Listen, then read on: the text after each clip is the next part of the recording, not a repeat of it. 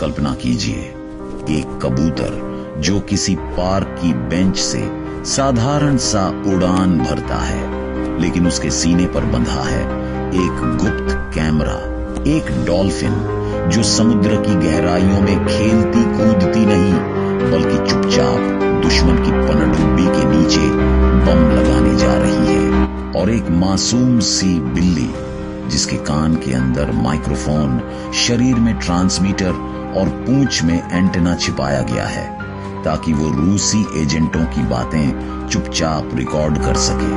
ये किसी science fiction film की कहानी नहीं, ये है असली दुनिया की जासूसी, जहां अमेरिका ने कोल्ड वॉर के दौर में सोवियत यूनियन और रूसी एजेंटों पर नजर रखने के लिए जानवरों को हथियार बना दिया। इस डॉक्यूमेंट्री में हम देखेंगे कि अमेरिका ने रूसी जासूसों और सोवियत राज्यों को पकड़ने के लिए कबूतर, डॉल्फिन, कौवा, यहां तक कि बिल्लियों तक का इस्तेमाल कैसे किया, और ये कहानियां कितनी सफल रहीं और कितनी दर्दनाक असफलताएं साबित हुई।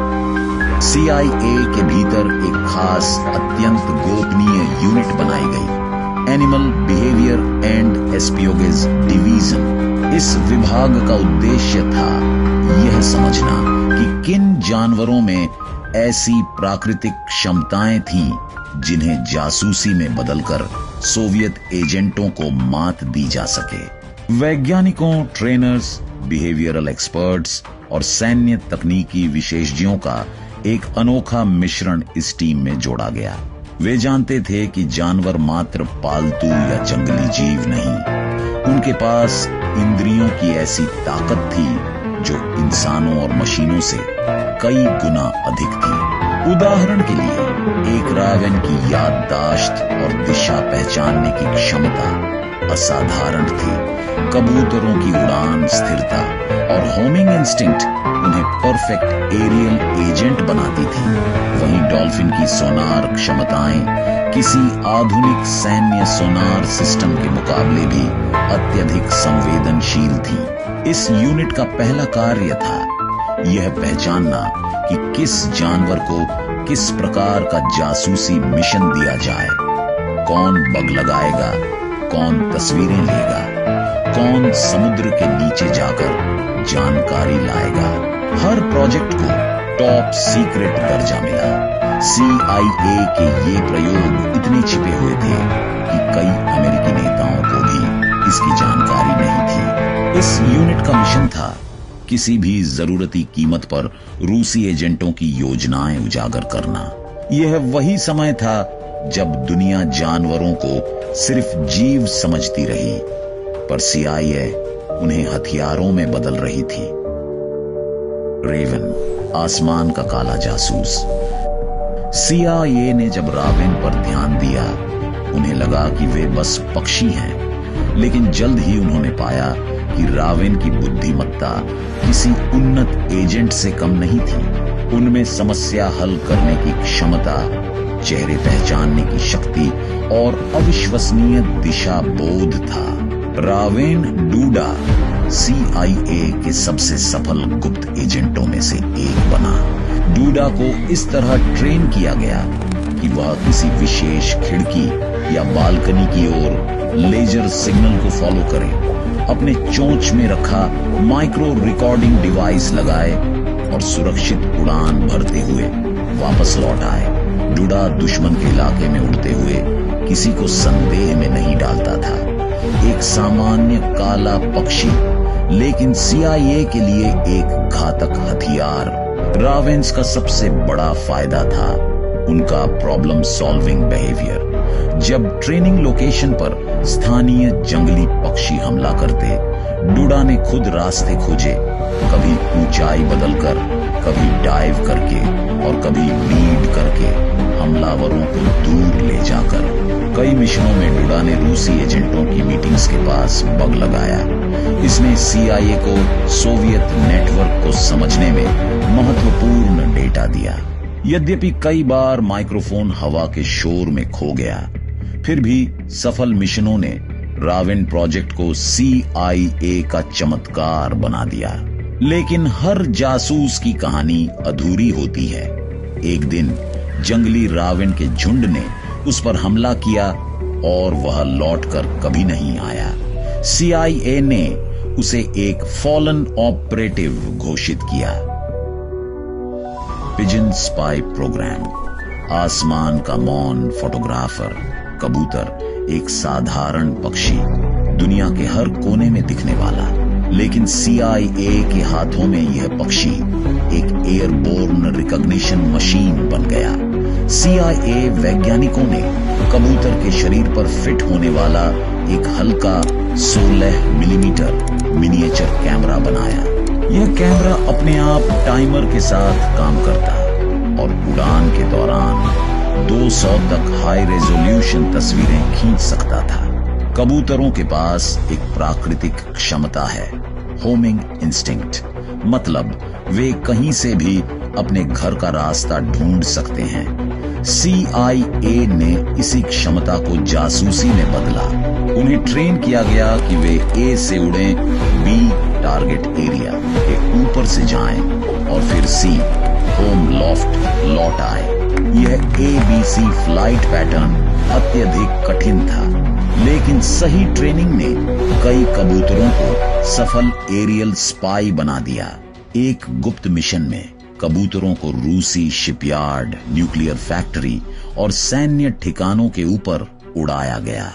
हजारों फीट पर उड़ने वाले ड्रोन से भी ज्यादा स्पष्ट तस्वीरें इन छोटे कैमरों ने ली, क्योंकि कबूतर लक्ष्य के सिर्फ 100 फीट ऊपर से उड़ते थे।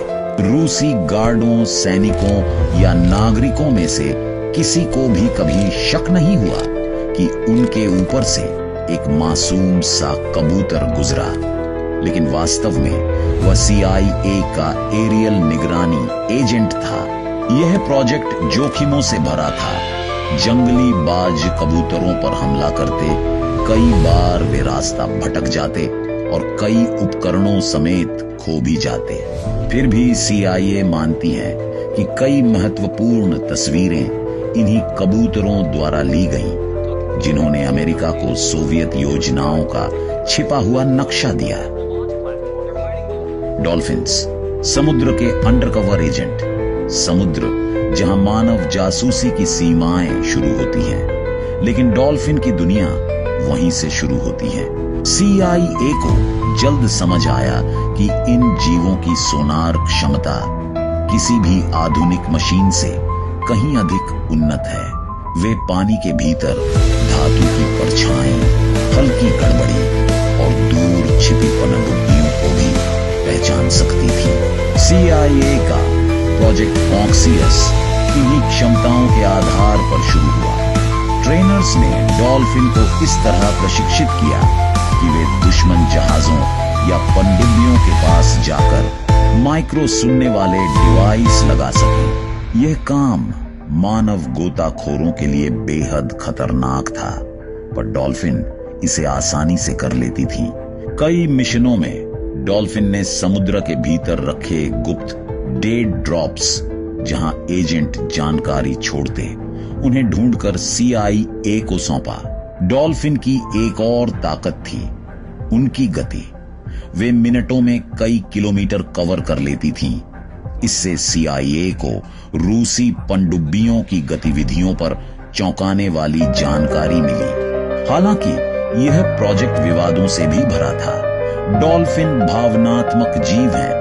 कई बार वे ट्रेनर को खुश करने की कोशिश में मिशन से भटक जाती। अगर नया एजेंट उन्हें हैंडल करता तो वे पूरी तरह से सहयोग नहीं करती। इससे मिशन जोखिम में पड़ सकता था। फिर भी CIA मानती है कि डॉल्फिन ने अमेरिकी नौसेना को रूसी समुद्री ऑपरेशंस में सामरिक बढ़त दिलाने में महत्वपूर्ण भूमिका निभाई।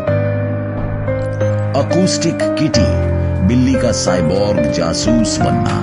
अकूस्टिक किटी CIA का सबसे सनसनीखेज और विवादित प्रोजेक्ट था।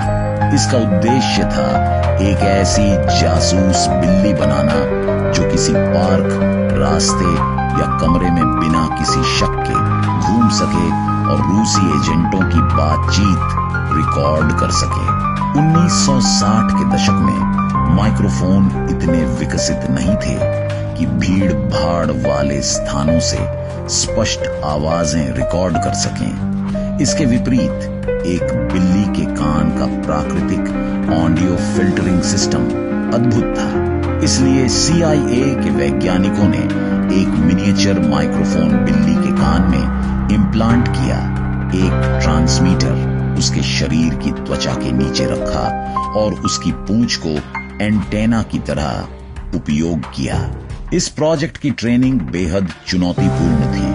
बिल्लियां स्वतंत्र स्वभाव की होती हैं, वे आजाद रहना पसंद करती हैं। ट्रेनर्स ने पाया कि बिल्ली भूख या डर की वजह से तुरंत मिशन छोड़ सकती है, इसलिए उसकी ब्रेन वेव्स को नियंत्रित करने के लिए हल्के न्यूरल कनेक्टर लगाए गए।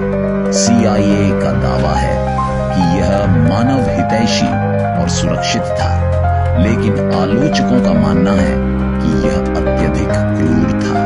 पहला टेस्ट अकूस्टिक किटी को एक पार्क में 2 संदिग्ध रूसी एजेंटों के पास भेजा गया। मिशन की शुरुआत ठीक हुई, लेकिन कुछ ही देर में बिल्ली सड़क पार करने लगी और अचानक एक टैक्सी ने उसे टक्कर मार दी। इससे सारा मिशन विफल हो गया। CIA की आधिकारिक रिपोर्ट कहती है कि प्रोजेक्ट बाद में तकनीकी सीमाओं के कारण बंद कर दिया गया, लेकिन कई अंदरूनी सूत्रों के अनुसार यह प्रोजेक्ट लाखों डॉलर बर्बाद कर गया और कभी सफल नहीं हुआ। रावेन, कबूतर और डॉल्फिन के बाद CIA एक असंबंधित दिशा में आगे बढ़ी। ऐसी जासूसी मशीनें बनाना जो जानवर जैसी दिखें लेकिन पूरी तरह यांत्रिक हों। सबसे चर्चित प्रोजेक्ट था इंसेक्टोथॉप्टर। यह एक छोटी ड्रैगन फ्लाई जैसी मशीन थी जो असल में एक माइक्रो ड्रोन थी। इसमें एक गैस पावर्ड इंजन था और यह 600 फीट प्रति मिनट की गति से उड़ सकती थी। इसका उद्देश्य था खिड़कियों के पास जाकर बातचीत रिकॉर्ड करना और बिना किसी शक के गायब हो जाना। समस्या यह थी, हवा का हल्का झोंका भी इसे रास्ते से भटका देता था।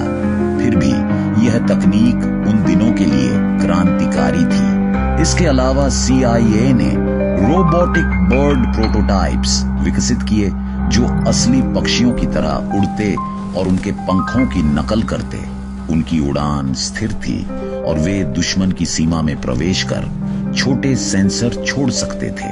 एक अन्य रहस्यमयी प्रोजेक्ट में CIA ने बायो इंजीनियरिंग का इस्तेमाल करके ऐसे जीव बनाए जो आधे जैविक और आधे मशीन थे। इनके बारे में विवरण आज भी रिडैक्टेड है, लेकिन माना जाता है कि इनका उपयोग रात में या घने जंगलों में निगरानी के लिए किया जाना था। इन प्रयोगों की आलोचना भी हुई। लोगों को डर था कि CIA कृत्रिम जीवन जैसे खतरनाक दिशा में बढ़ रही है। फिर भी इन प्रोजेक्ट्स ने आधुनिक ड्रोन तकनीक की नींव रखी। यह वह चरण था जहां CIA की थ्योरी और ट्रेनिंग असली दुनिया से टकराई। सोवियत जासूस अमेरिकी धरती पर सक्रिय थे। गुप्त मीटिंग्स, सुरक्षित घर, रेडियो सिग्नल, कोड भरे दस्तावेज और डेड ड्रॉप लोकेशन। CIA ने इन सभी गतिविधियों की निगरानी के लिए अपने एजेंट जानवरों को मैदान में उतारा। एक मिशन में डूडा रेवन को एक इमारत की 5वीं मंजिल तक उड़ाया गया, जहां 2 रूसी ऑपरेटिव बातचीत कर रहे थे। CIA एजेंट ने लेजर से सही विंडो चिन्हित की और डूडा ने सटीकता से माइक्रोबक प्लांट किया। रिकॉर्डिंग ने रूस की एक महत्वपूर्ण जासूसी चयन की पहचान खोली। दूसरे मिशन में कबूतरों को न्यूयॉर्क स्थित एक सोवियत दूतावास के आसपास छोड़ा गया। उनके कैमरों ने रूसी एजेंटों के प्रवेश निकास के पैटर्न, सुरक्षा गार्डों की टाइमिंग और गुप्त वाहनों के मूवमेंट की साफ तस्वीरें ली। यह जानकारी अमेरिकी काउंटर इंटेलिजेंस के लिए अमूल्य थी। समुद्र में डॉल्फिन ने रूसी जहाजों के नीचे लगे संचार उपकरणों को रिकॉर्ड किया। इन रिकॉर्डिंग्स से CIA ने समझा कि सोवियत नौसेना किस तरह अपनी पनडुब्बियों को निर्देश भेजती है। और हां, कुछ प्रयास विफल भी रहे। अकूस्टिक किटी जैसे प्रोजेक्ट की असफलता CIA की फाइलों में शर्मनाक अध्याय बन गई। कई कबूतर जंगली शिकारियों के निशाने पर आए। एक रावेण शत्रु पक्षियों के हाथों मर गया। लेकिन कुल मिलाकर इन जानवर जासूसों ने CIA को रूसी जासूसी नेटवर्क तोड़ने में भारी बढ़त दिलाई। जानवरों का इस्तेमाल जासूसी के लिए करना, यह विचार जितना दिलचस्प लगता है उतना ही नैतिक विवाद भी पैदा करता है। मानव अधिकार संगठनों से लेकर वैज्ञानिक समुदाय तक कई लोग इस बात पर विभाजित रहे कि क्या CIA का यह कदम स्वीकार्य था। सबसे बड़ा सवाल था, क्या इंसानी जंगों में जानवरों को मोहरा बनाना सही है? कई प्रोजेक्ट्स में जानवरों को जोखिम भरे मिशनों पर भेजा गया। वे शिकारी पक्षियों, ट्रैफिक, मशीनरी या दुश्मन एजेंटों के कारण मौत के जोखिम में रहते थे। इसके अलावा कुछ प्रोजेक्ट्स जैसे अकूस्टिक किटी में जानवरों के शरीर में उपकरण इम्प्लांट किए गए। आलोचकों का कहना था कि यह शारीरिक यातना के बराबर था। CIA ने इस पर कहा कि जानवरों को मानव सुरक्षित वेलफेयर के अनुसार ट्रेन किया गया और उन्हें अनावश्यक हानि नहीं पहुंचाई गई। लेकिन कई अंदरूनी दावों और लीक्ड रिपोर्ट्स से यह साफ होता है कि कई प्रोजेक्ट्स अत्यधिक आक्रामक थे। दूसरा बड़ा सवाल, क्या जानवरों में एजेंसी या सहमति होती है? वे यह नहीं चुन सकते कि वे किसी देश के लिए जासूसी करें या नहीं। हालांकि कुछ वैज्ञानिक इस दिशा में इन्हें प्रगति बताते हैं। कहते हैं कि इन प्रयोगों ने आधुनिक AI ड्रोन, रोबोटिक कीटों और बायोसेंसिंग तकनीकों की नींव रखी। लेकिन CIA के पन्नों में दर्ज लाल रंग की मोहर क्लासिफाइड, एथिकल रिव्यू रिक्वायर्ड इस बात का प्रमाण है कि यह दुनिया उतनी सरल नहीं थी जितनी कहानियों में लगती है। जानवरों की जासूसी दुनिया रोमांचक भी, भयावह भी। CIA ने इन मासूम जीवों को युद्ध की सबसे छिपी हुई परतों में उतारा। कभी सफलता मिली, कभी त्रासदी। आज भी कई दस्तावेज रिडैक्टेड हैं, कई फाइलें बंद कमरों में दबी हैं। लेकिन एक बात स्पष्ट है, जासूसी की लड़ाई में इंसान वह सब करता है जिसकी कल्पना तक सामान्य लोग नहीं कर सकते। अगर यह कहानी आपको उत्सुक लगी हो तो इस डॉक्यूमेंट्री को लाइक,